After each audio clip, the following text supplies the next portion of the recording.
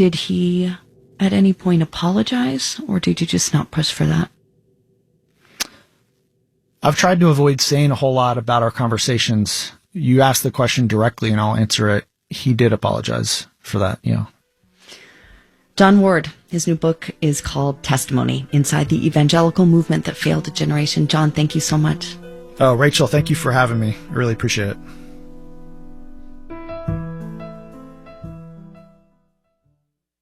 Marketplace Morning Report is coming up next, and then in 10 minutes at 9 o'clock, it's the BBC NewsHour on 93.9 FM. Let's check in with London to see what they're working on. London, good morning.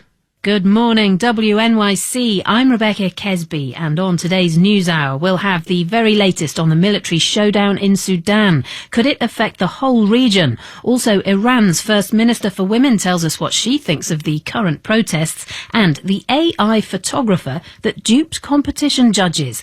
That's BBC NewsHour coming up at 9 on 93.9 FM, WNYC. 53 with clouds out there. See the sun struggling to shine this morning. Today's forecast partly sunny and 59 and breezy. It's WNYC at 8:51.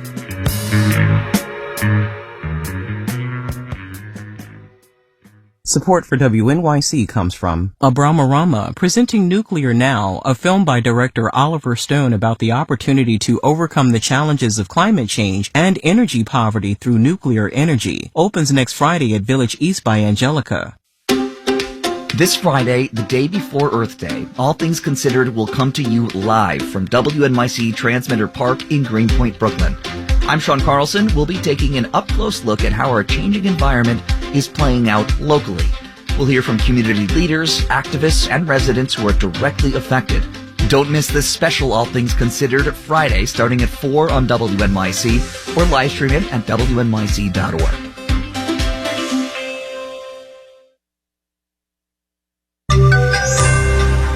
Eat out or dine in?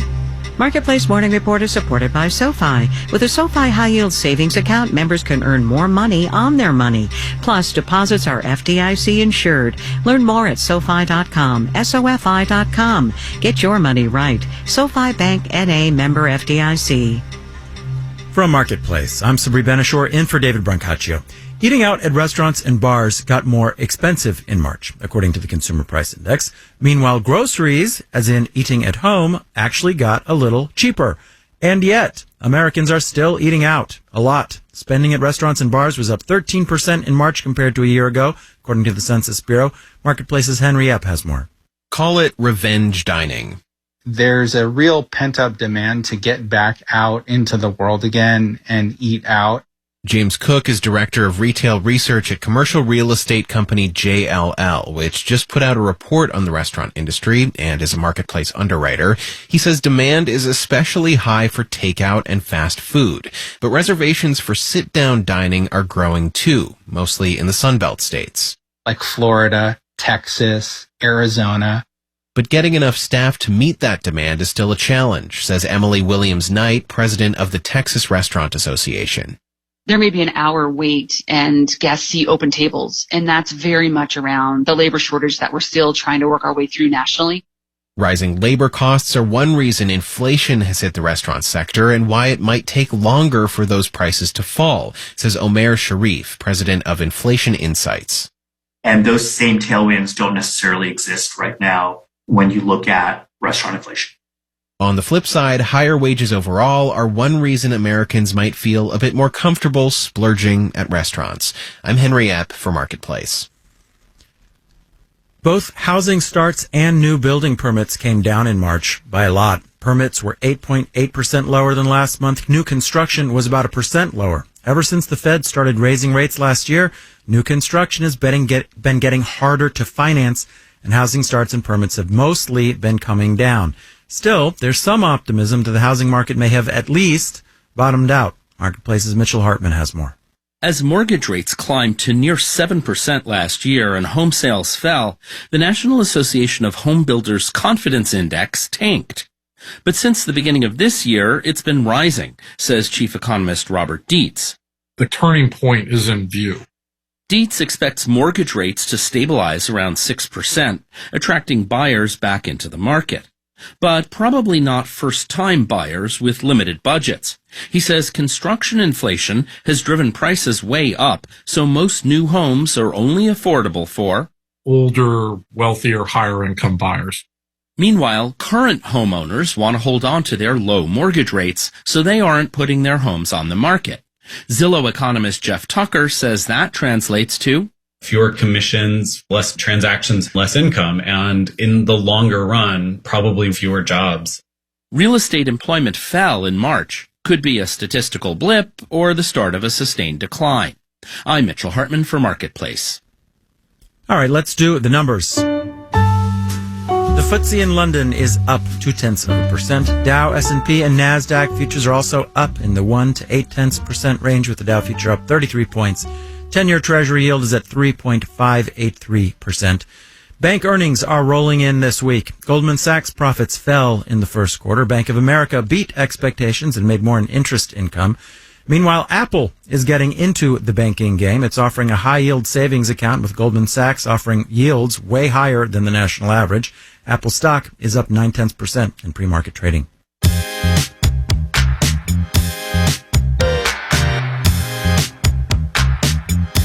Marketplace Morning Report is supported by Progressive Insurance. The Name Your Price tool provides a range of coverage options. Progressive.com. Price and coverage match limited by state law.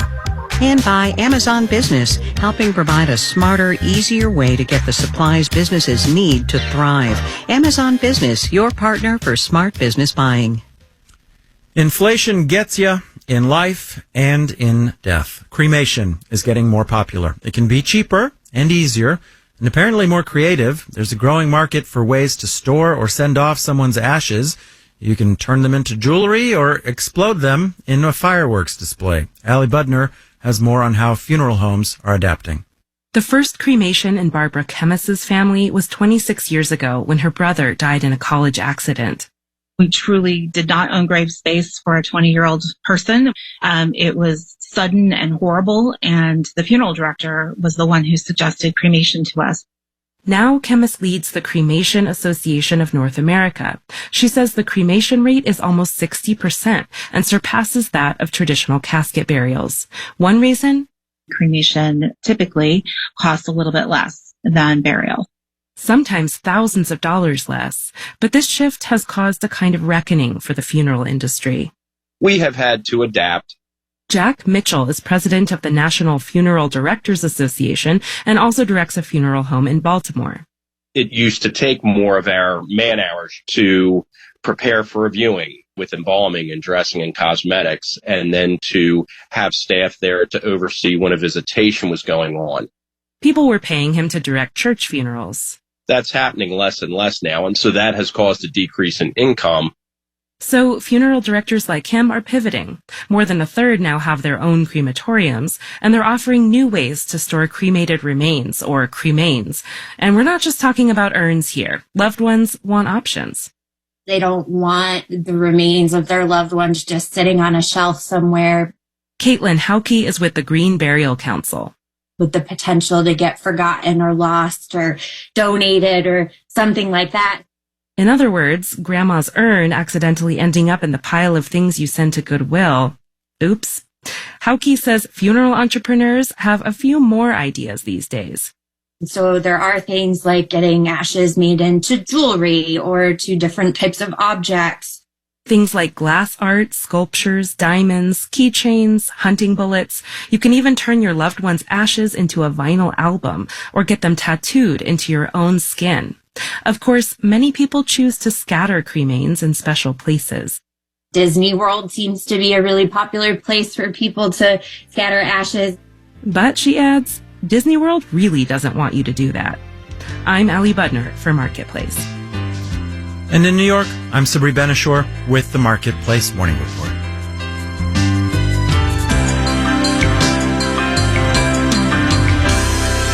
From APM, American Public Media.